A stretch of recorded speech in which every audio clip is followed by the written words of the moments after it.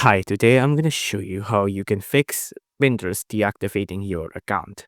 So, for example, here, Pinterest has a method where you can deactivate your account, right?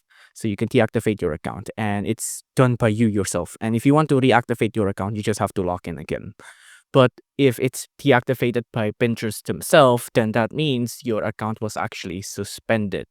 So if your account is suspended, you can't just log in again to reactivate your account. You have to get in touch with them, right? So if you click on this link here, this is the link, by the way, account suspension, just search up Pinterest account suspension. You just have to click this link down here, get in touch with us.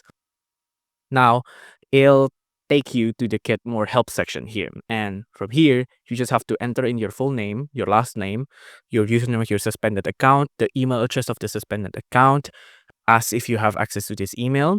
You can, and then you'll be asked to describe the problem, the details, and then they'll review your request and decide by them if your account is legitimate or not, or if it's qualified to be reactivated or not.